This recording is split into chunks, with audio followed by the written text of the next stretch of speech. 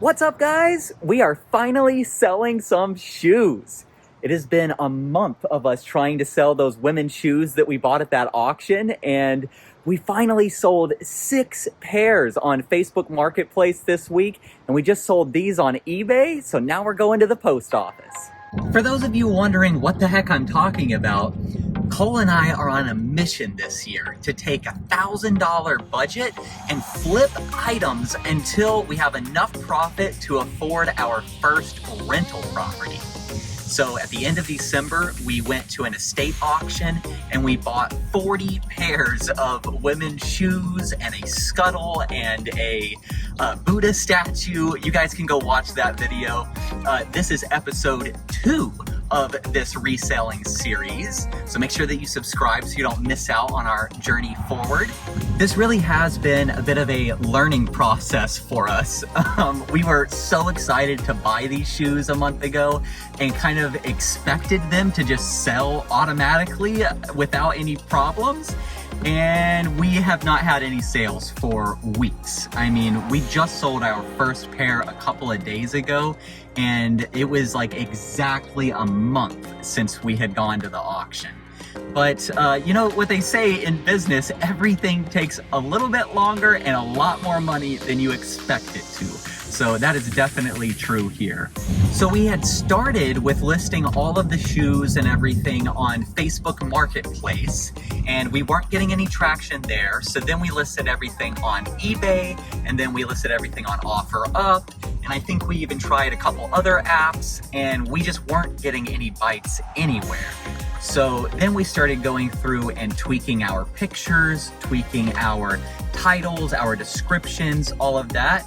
Then we could see that we were getting a little bit more views and some more watches on the items, but we really didn't have any real traction with this until we started lowering the prices. But I would always rather start high and work our way down rather than starting too low and missing out on some potential profit. So as soon as we started lowering the prices, we had an older gentleman buy a pair of shoes off of Facebook for his wife. And then we had an older lady actually buy 1 pair. And then when we started talking to her about all the other shoes that we had, she ended up buying like 5 more pairs. So that was super exciting. Sorry I didn't get that in video. I didn't feel comfortable asking this old lady if she wanted to be in my vlog. And yeah, this is our first eBay sale now. These Clark's heels, what did they sell for? $9. They sold for a whopping $9. I think we had started them at like $30 and just kept working our way down. But you know, we only have $4 in each pair of shoes, so we're still making some profit, and they paid for shipping, so all is good. We designed these cute thank you cards that we can include with any of the items that we're shipping. We're calling our little resale venture Calford Collectibles.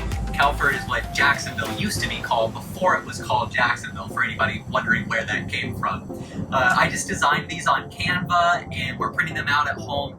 I told you guys in episode 1 of this series that I'm going to be bringing a lot of the things that I learned through building my pet sitting and dog walking business into this new reselling venture. And thank you cards like this are one of those things. You know, I've always really liked a lot of touch points and giving people physical, active reminders to leave us reviews, to purchase more from us, and just doing these little things that people don't expect can really go a long way.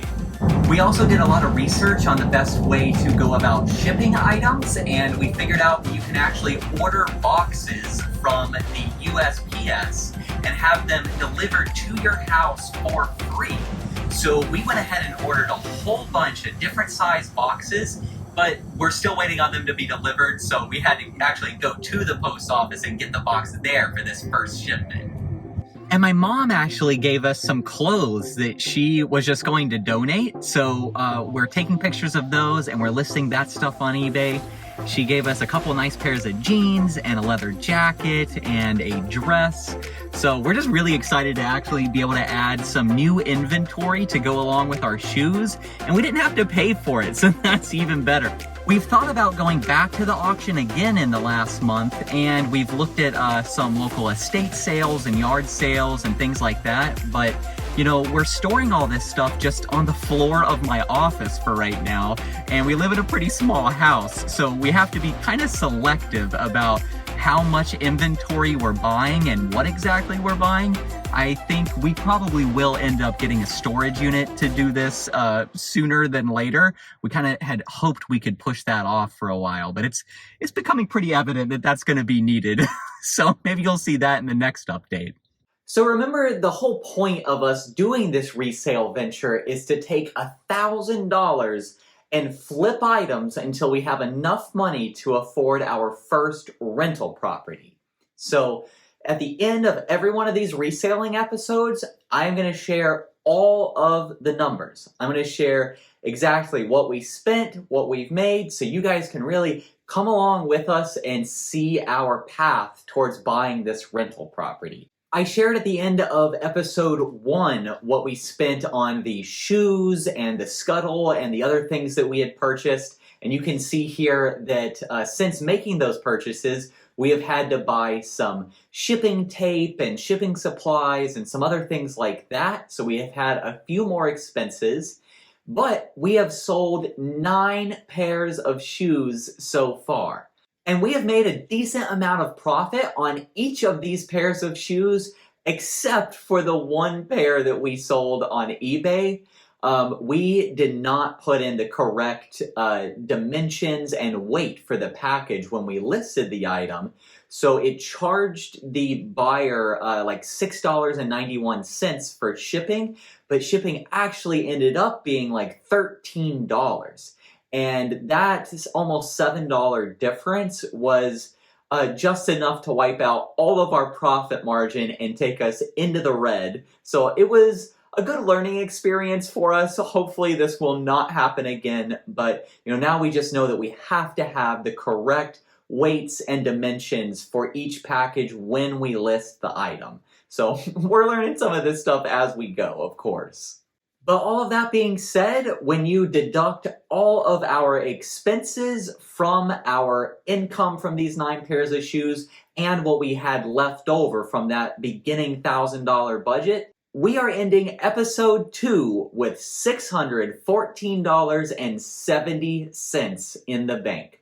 So not too bad. I am really excited to keep going with this. Make sure you subscribe so you don't miss out on these future videos, and share what you think we should buy and sell down in the comments below. With that, I'm Doug the Dog Guy, reminding you to stay positive.